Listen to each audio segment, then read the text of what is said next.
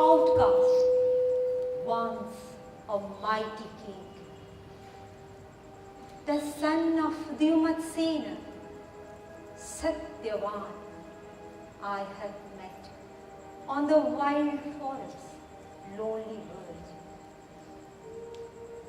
My father, I have chosen.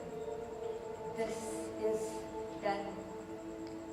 Then Aswapati looked within and saw a heavy shadow float above the name, chased by a sudden and stupendous light. He looked into his daughter's eyes and spoke. Well hast thou done, and I approve thy choice. If this is all, then all is surely well. If there is more, then all can still be well. Whether it seem good or evil to men's eyes, only for good the secret will can work. Our destiny is written in double tongues. Through nature's contraries, we draw nearer God. Out of darkness, we still grow to light. Death is our road to immortality. O singer of the ultimate ecstasy, lend not the dangerous vision to the blind, because by native right thou hast seen clear. Impose not on the mortal's tremulous breast the dire ordeal that foreknowledge brings. Demand not now the Godhead in our acts. O seer, thy bright arrival has been timed to this high moment of a happy life. Then let the speech benign of griefless fears confirm this blind conjunction of two stars and sanction joy with thy celestial voice. A single spirit in a multitude, happy is Satyavan mid earthly men, whom Savitri has chosen for her mate.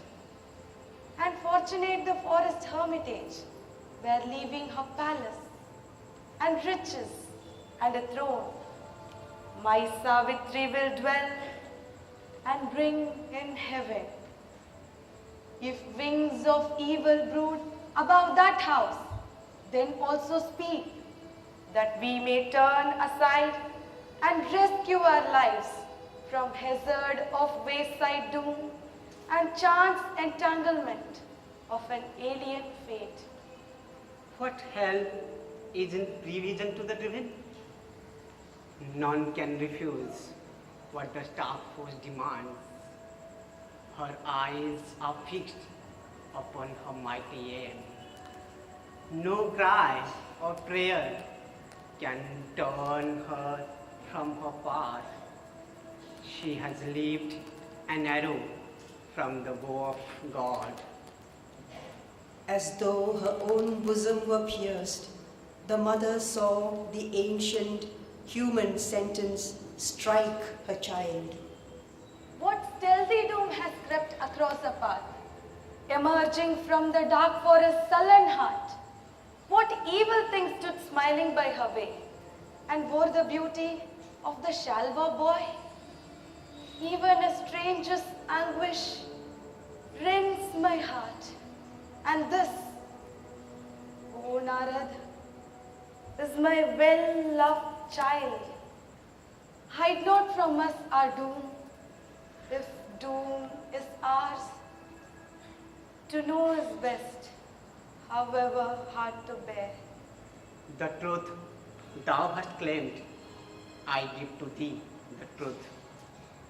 In one brief year, when this bright hour flies back and pauses careless on a branch of time, this sovereign glory ends heaven lent to earth.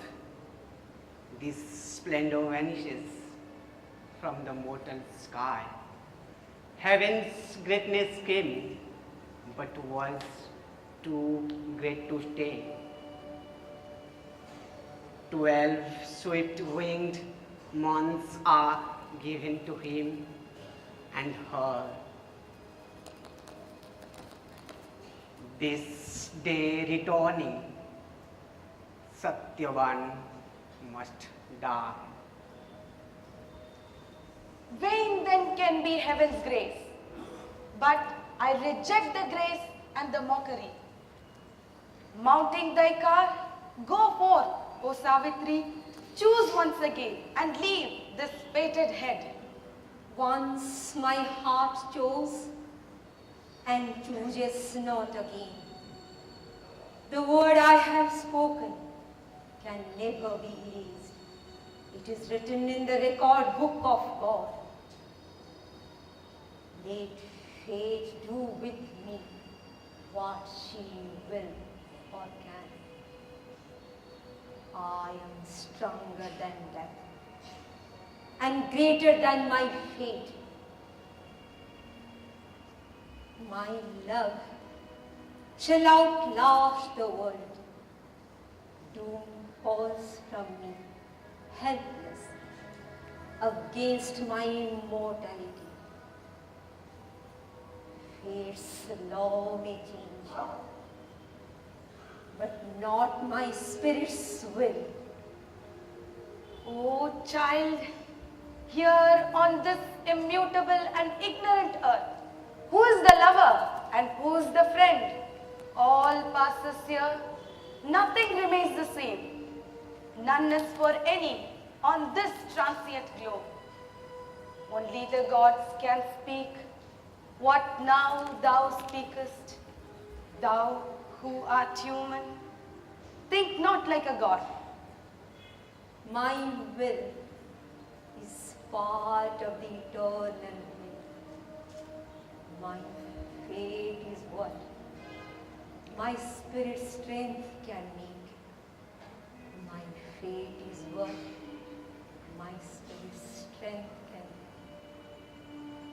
make. If for a year, that year is all my life, and yet I know this is not all my fate, only to live and love a while and die. I know this is not all my fate, only to live and love a while and die. I have looked at him from my immortal self. I have seen God smile at me in Satyavan. I have seen the eternal in a human face. Queen, strive no more to change the secret will. Alone, she is equal to her mighty task. For this, the silent force came mission down. In her, the conscious will took human shape. She only can save herself and save the world. Helpless against the choice of Savitri's heart, they left her to her rapture and her doom in the tremendous forest's savage charge.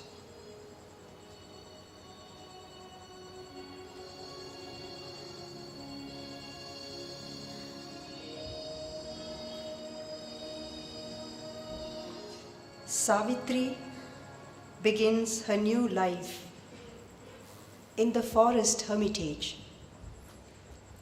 She abode with Satyavan in the wild woods priceless she deemed her joy, so close to death.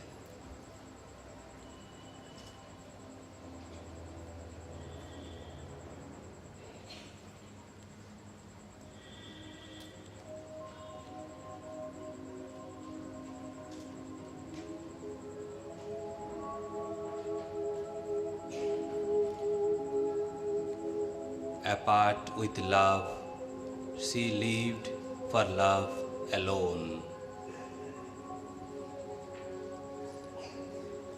A worshipped empress, all ones to wide to serve. She made herself the diligent serf of all.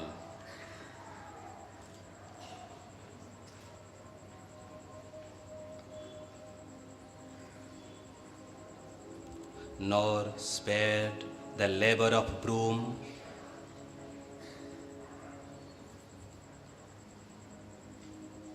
and jar,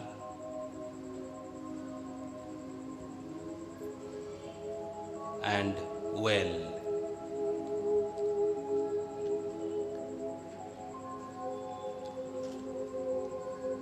Or close gentle tending, or to heap the fire of altar and kitchen. No slight task allowed to others that her woman's strength might do. In all her acts, a strange divinity shone. The year went past swiftly. Savitri dwells within on Satyavan's impending demise. She plunges into intense yoga. Is in the vigilance of the sleepless night, through the slow, heavy-footed, silent hours, repressing in her bosom its load of grief, she sat, staring at the dumb tread of time and the approach of ever-nearing fate. A summons from her being's summit came, a sound, a call that broke the seals of night. Why camest thou to this dumb, death-bound earth, this ignorant life beneath indifferent skies, died like a sacrifice on the altar of time? O Spirit, O immortal energy, fit was to nurse grief in a helpless heart, or with hard, tearless eyes await thy doom? Arise, O soul, and vanquish time and death. My strength is taken from me and given to death. Why should I lift my hands to the short heavens or struggle with mute inevitable fate? What need have I? What need has Satyavan to avoid the black meshed net, the dismal door, or call of mightier light into earth's closed loop, of greater law into man's little world? Why should I strive with earth's unyielding laws, or stave off death's inevitable hour? Is this enough, O Spirit? And what shall thy soul say when it wakes and knows the work was left undone for which it came? Is this then the report that I must make, my head bowed with shame before the eternal seat, His power he kindled in thy body has failed. His laborer returns, her task undone. Savitri undergoes moments of intense despair. However, a change comes over her. A higher force takes over her speech. I am thy portion here, charged with thy work, as thou myself seated forever above. Speak to my depth, O great and deathless voice, command, for I am here to do thy will. Remember why thou camest. Find out thy soul. Recover thy hid self. In silence, seek God's meaning in thy depths. Then mortal nature change to the divine.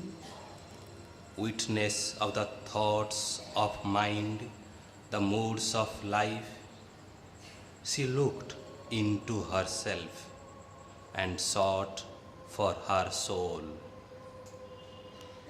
Savitri enters into her inner worlds.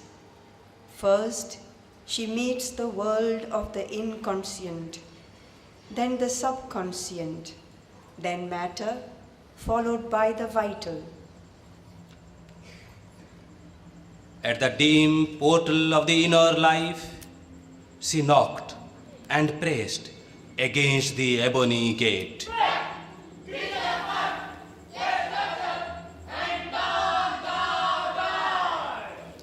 The hounds of darkness growled with jaws agape, and trolls and gnomes and goblins scowled and stared, and wild beasts' roarings thrilled the blood with fear, and menace muttered in a dangerous tongue. Unshaken, her will pressed on the rigid bars. The gate swung wide with a protesting jar. The opponent powers withdrew their dreadful guard.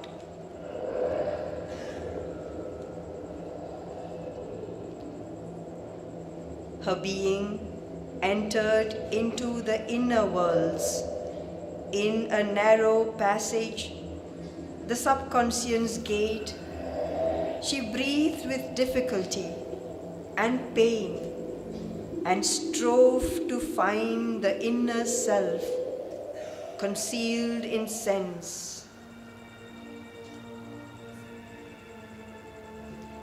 Into a dens of subtle matter packed, a cavity filled with a blind mass of power, an opposition of misleading gleams, a heavy barrier of unseeing sight, she forced her way through body to the soul.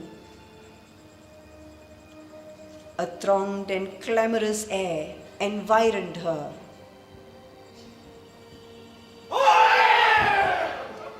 A horde of sounds defied significance, a dissonant clash of cries and contrary calls. A mob of visions broke across the sight, a jostled sequence lacking sense and sweet, feelings pushed through a packed and burdened heart. Each forced its separate, inconsequent way, but cared nothing but its ego's drive.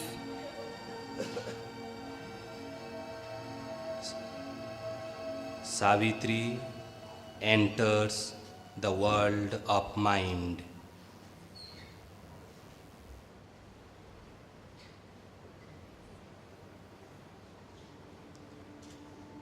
Mighty mind, seated on the pedestal of power, addresses her.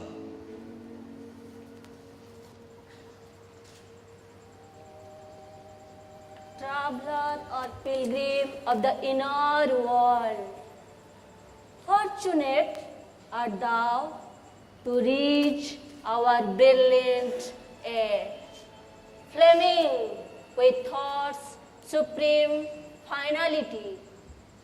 O aspirant to the perfect way of life, here find it, rest from search and live at peace.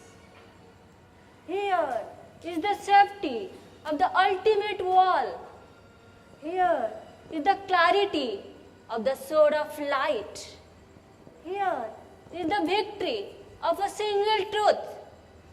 Here burns the diamond of flawless bliss, of favorite of heaven and nature live. Happy are they who in this chaos of things, this coming and going of the feet of time, can find the single truth, the eternal law. Untouched they live by hope and doubt and fear. But I must pass, leaving the ended search. Truth's rounded outcome, firm, immutable, and this harmonic building of all fact, this ordered knowledge of apparent things. Here I can stay not, for I seek my soul. Who then is this who knows not that the soul is a least gland or a secretion's fault, disquieting the sane government of the mind, disordering the function of the brain, or a yearning lodged in nature's mortal house, or a dream whispered in man's cave of hollow thought? Who would prolong his brief unhappy term or cling to living in a sea of death? Nay, it is her spirit she seeks. Its soul is the great Father's crucified Son. Mine is that soul's one parent, its conscious cause, the ground on which trembles a brief passing light. Mine, sole creator of the apparent world. All that is here is part of our own self. Our minds have made the world in which we live. Is there one left who seeks for a beyond? Can still the path we found open the gate? Savitri moves on.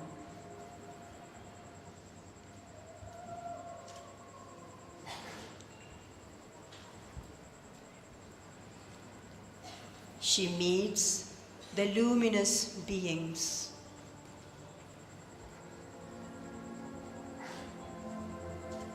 O happy company of luminous gods, reveal who know the road that I must tread.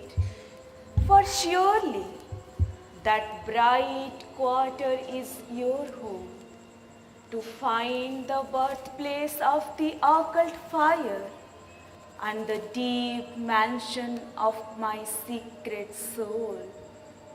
O Savitri, from thy hidden soul we come. We are the messengers, the occult gods, who help men's dark and heavy ignorant lives to wake to beauty and the wonder of things, touching them with glory and divinity. O human copy and disguise of God, who seekest the deity, thou keepest it, and livest by the truth thou hast not known. Follow the world's winding highway to its source. There, in the silence few have ever reached, thou shalt see the fire burning on the bare stone, and the deep cavern of thy secret soul. Then Savitri, following the great winding road, came where it dwindled into a narrow path. There was no sound to break the brooding hush. One felt the silent nearness of the soul. Savitri meets the triple soul forces. First, the mother of sorrow, then the mother of might, and lastly, the mother of light address her. As soon as each force addresses Savitri, a corresponding force from the netherworlds cry in response. O Savitri, I am thy secret soul. To share the world I came. I draw my children's pangs into my breast. I am the soul of all who wailing ride under the ruthless harrow of the gods. I carry the fire that never can be quenched, and the compassion that supports the sun. I am the hope that looks towards my God who never came to me till now. His voice I hear that ever says, I know that we shall come at last. She ceased, and like an echo from below, answering her pathos of divine complaint, a voice of wrath took up the dire refrain. A growl of thunder, a roar of angry beast, the beast that crouching growls within man's depths, voice of a tortured titan, once a god. I am the man of sorrows. I am he who is nailed on the white cross of the universe. To enjoy my agony, God built the earth. My passion, He has made His drama's theme. He has sent me naked into His bitter world and beaten me with His roars of grief and pain, that I might cry and grovel at His feet and offer Him worship with my blood and tears. Hell tortures me with the edges of my thorn. Heaven tortures me with the splendor of my dreams. What profit have I of my animal birth? What profit have I of my human soul?